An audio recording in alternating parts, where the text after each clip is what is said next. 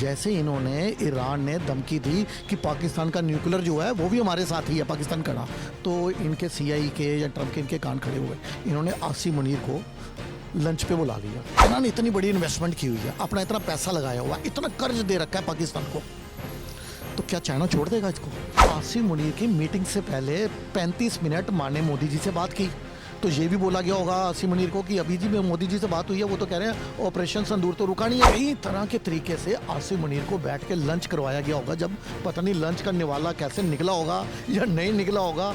आसिम मुनीर जो है वो ट्रंप की गोद में पूरी तरह बैठे हुए दिख रहे हैं। यदि ये चाइना या रशिया की गोद में बैठेंगे तो उधर से इनको यूएसए नहीं छोड़ेगा। यदि ये ईरान का साथ नहीं देंगे तो जो ईरान के साथ और इस्लामी कंट्रीज जो ईरान का साथ दे रही हैं उनकी नज़र में भी पाकिस्तान दुश्मन बनेगा। पाकिस्तान की आज की स्थिति ऐसी है, धोबी का कुत्ता ना घर का ना घाट का। अब देखने को मिल रहा है कि विश्व युद्ध 3 का खतरा बना हुआ है। एक तरफ ईरान और दूसरी तरफ इजराइल, दोनों एक दूसरे के जान के प्यासे हो चुके हैं। अब इस बीच देखा जा रहा है कि अमेरिका भी एक्शन मोड में है। पाकिस्तान जो पूरे विश्व भर के मुसलमानों को ये आह्वान कर रहा है कि एक साथ हो जाओ, ईरान का समर्थन करो क्योंकि ये आर पार की लड़ाई है।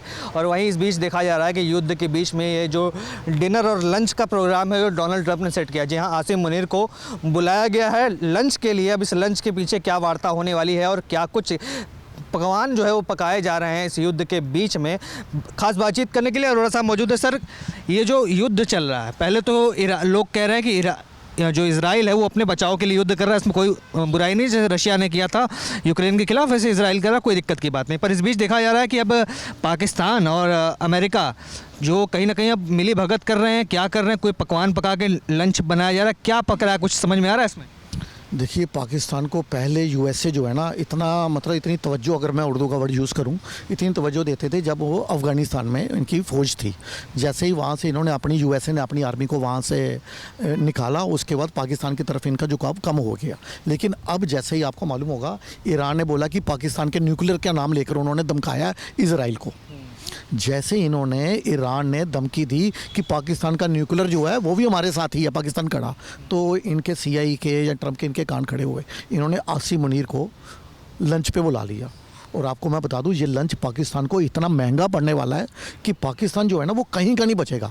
देखो, चाइना ने इतनी बड़ी इन्वेस्टमेंट की हुई है, अपना इतना पैसा लगाया हुआ, इतना कर्ज दे रखा है पाकिस्तान को, तो क्या चाइना छोड़ देगा इसको? रशिया छोड़ देगा इसको? यदि रशिया चाइना के दुश्मन पाकिस्तान यूएसए की गोद में जाकर यदि आसिम मुनीर बैठेंगे, जैसे ही आसिम मुनीर वहाँ पहुँचे, इवन कि पाकिस्तान के जो नागरिक थे उन्होंने ही इसके लिए एक विरोध प्रदर्शन किया था वहाँ पे आसिम मुनीर को मार। अभी नया नया कर्ज अमेरिका ने भी दिया, तो क्या इसलिए चले गए? मैं वही उसी के ऊपर ही आ रहा हूँ। देखो, वहाँ पे जैसे इन्होंने लैंड किया उसी time Asim Munir, shame Asim Munir, mass murder Asim Munir, go back Asim Munir के नारे लगे, पाकिस्तान सिटीजन ही लगा रहे थे। देखो, इनको मुझे लग रहा है कि ट्रम्प साहब ने ये भी धमकाया होगा कि जो आईएमएफ का लोन, अभी पूरी रकम तो मिली नहीं पाकिस्तान को, वो भी हम स्टॉप कर देंगे।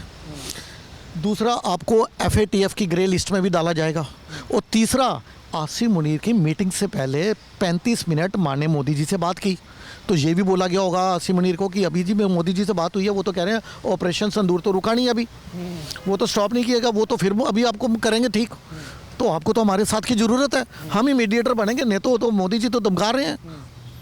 तो कई तरह के तरीके से आसिम मुनीर को बैठ के लंच करवाया गया होगा, जब पता नहीं लंच का निवाला कैसे निकला होगा या नहीं निकला होगा। उसके बाद इन्होंने तो बोल दिया कि ट्रम्प साहब को नोबल प्राइज़ मिलना चाहिए, पीस प्राइज़ मिलना चाहिए, जिसकी इच्छा वो खुद भी जता रहे थे ट्रम्प साहब। देखो, अब आसिम मुनीर जो है वो ट्रम्प की गोद में पूरी तरह बैठे हुए दिख रहे हैं। लेकिन मैं आपको फिर अपनी बात पे आ रहा हूँ, चाइना रशिया इनको छोड़ने वाला नहीं है। यदि ये पाकिस्तान की गोद में बैठेंगे, सॉरी यूएसए की गोद में बैठेंगे, तो इधर से चाइना नहीं छोड़ेगा। यदि ये चाइना या रशिया की गोद में बैठेंगे तो उधर से इनको यूएसए नहीं छोड़ेगा। और यदि ये ईरान का साथ नहीं देंगे तो जो ईरान के साथ और इस्लामी कंट्रीज जो ईरान का साथ दे रही हैं उनकी नज़र में भी पाकिस्तान दुश्मन बनेगा। कहने का मतलब कि पाकिस्तान की आज की स्थिति ऐसी है, धोबी का कुत्ता ना घर का ना घाट का।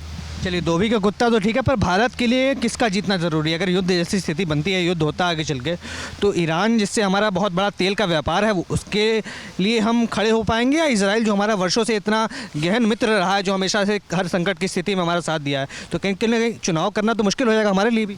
देखिए भारत के जैसे आपको मालूम है नॉन अलाइनमेंट पॉलिसी शुरू से रही है और इस समय ईरान और इजराइल दोनों भारत के लिए मतलब इक्वली इंपॉर्टेंट है।